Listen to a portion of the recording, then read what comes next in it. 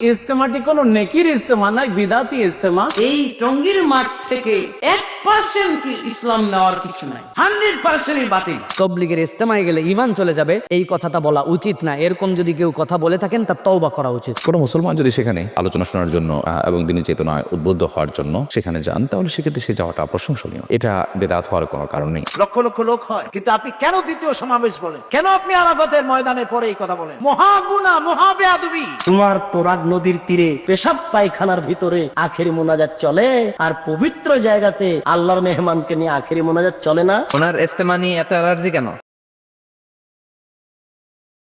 বিশ্ব ইস্তেমায় যাওয়া কি ফরজ, ওয়াজিব, সুন্নাহ নাকি মুস্তাহাব জানতে চাই। ওনার ইস্তেমা নিয়ে এত অ্যালার্জি কেন? আল ইজতিমা মানে হচ্ছে অ্যাসেম্বলি, ইংরেজিতে বলে অ্যাসেম্বলি, জড়ো হওয়া। এই যে আজকে যে বসছে এটাও একটা ইস্তেমা।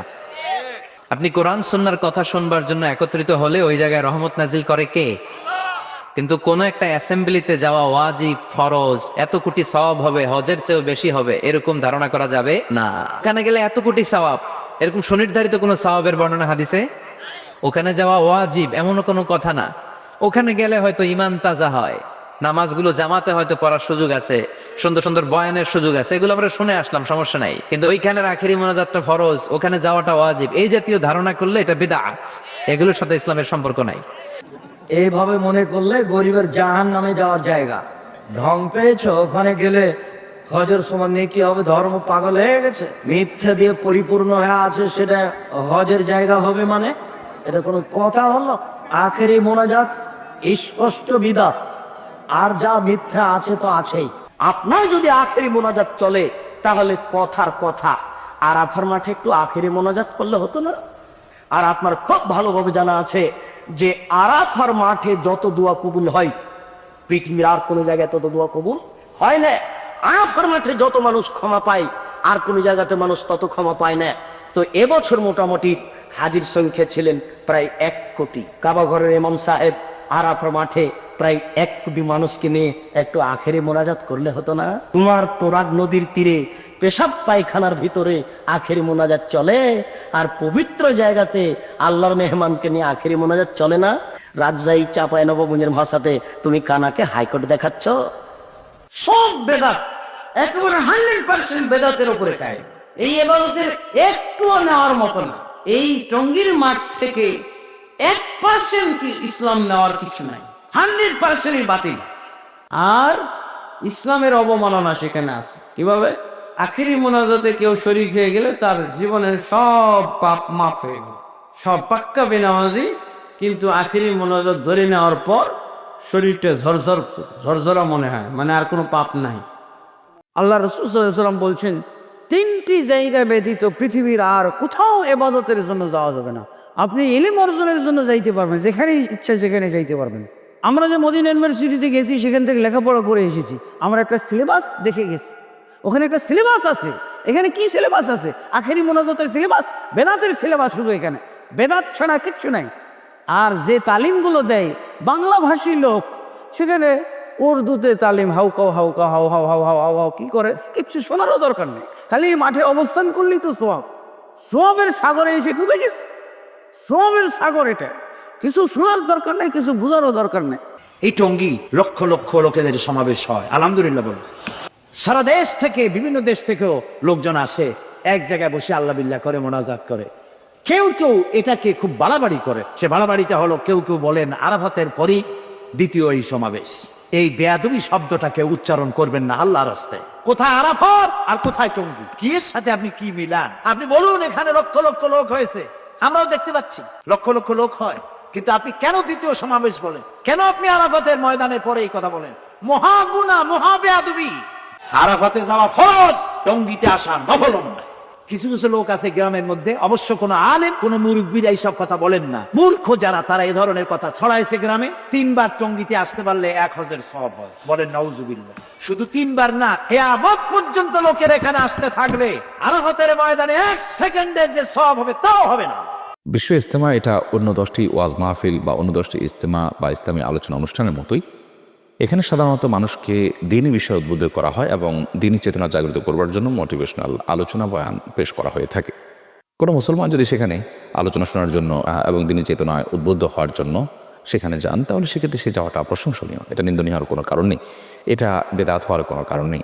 তবে যদি কেউ এখানে যাওয়াটাকেই স্বতন্ত্র ইবাদত মনে করেন এবং এখানে যাওয়াটাকেই স্বতন্ত্র সওয়াবের কারণ মনে করেন, কিংবা এটার কোনো অলৌকিক এবং আধ্যাত্মিক কোনো বিশেষত্ব আছে সেরকম বিশ্বাস থেকে তিনি যান, তাহলে সেটা নাজায়েজ হতে পারে, সেটা ভ্রান্তি হতে পারে। আবার অনেকে বলে থাকেন যে সেখানে অনেকে যান হজের মতো মর্যাদা সেখানে পাওয়া যাবে, বা হজের সমান সওয়াব পাওয়া যাবে, বা হজের চাইতে বেশি সওয়াব হবে সেখানে গেলে, এরকম বিশ্বাস থেকে। তো এরকম বিশ্বাস থেকে যদি আদৌ কেউ চায়, তাহলে সেটা অবশ্যই গর্হিত হবে এবং বিভ্রান্তি হবে, সেই যাওয়াটা গুনাহ হবে, বিদআত হবে। ইজতেমার শেষ দিন, বিশেষ করে মোনাজাতের দিন, দূর দূরান্ত থেকে অনেক মানুষ অবশ্য যান সেখানে এই উদ্দেশ্যে শুধুমাত্র যে তারা মোনাজাতে শামিল হবেন। তো শুধু মোনাজাত বা দোয়ায় শামিল হওয়ার জন্য দূর দূরান্ত থেকে বা যাওয়ার কোনো দৃষ্টান্ত বা নজির শরীয়তে নেই। দিনই আলোচনা শোনার জন্য যাবেন, সেটি মৌলিকভাবে প্রশংসনীয়। তো আল্লাহর বিধানের সমতুল্য মনে করছে তারা মানুষের তৈরি করা কিছু বিদাতকে, সুতরাং শিরকের আশঙ্কা রয়েছে এদের, অর্থাৎ শিরকি জীবন এদের। কিন্তু এইসব যদি আকীদা না রাখে, কিন্তু মনে করে যে ওখানে কি জন্য হাজির হচ্ছি, কিছু দিনের কথা শিখব, তাহলে বলবো যে এখানে যে আপনারা এসেছেন, এখানে আসলে সওয়াব হবে কি হবে না, কেউ যদি প্রশ্ন করে, এর উত্তর কি হবে? সওয়াব হবে। এখানে এসে যদি শিরকি আলোচনা, বিদাতি আলোচনা হয়, সওয়াব হবে না গুনাহ হবে? এবার বুঝতে পারলে, তাহলে বোঝা গেল যে এক কথাই বলবেন না যেখানে আসলেই সওয়াব হবে। কখন সওয়াব হবে? এখানে এসে যদি আল্লাহ এবং রসুলের কথা বলা হয়, কোরআন এবং হাদিসের কথা বলা হয়, ওহির কথা বলা হয়, তাহলে সওয়াব হবে। কিন্তু মন গড়া কিচ্ছা কাহিনী, আর কবর থেকে হাত বেরিয়ে চলে এলো, আর কে চুমা দিতে লাগলো, মায়েশার জন্য কখনো সালামের জবাব আসলো না, আবু বকরের জন্য সালামের জবাব আসলো না, উমারের জন্য সালামের জবাব আসলো না নবীর কবর থেকে, আর হাতও কোনোদিন মায়েশা স্ত্রীর জন্য বেরিয়ে আসলো না যে হাতখানটা একটু চুমা দিবে মায়েশা, কোনো বিবির জন্য বেরিয়ে আসলো না।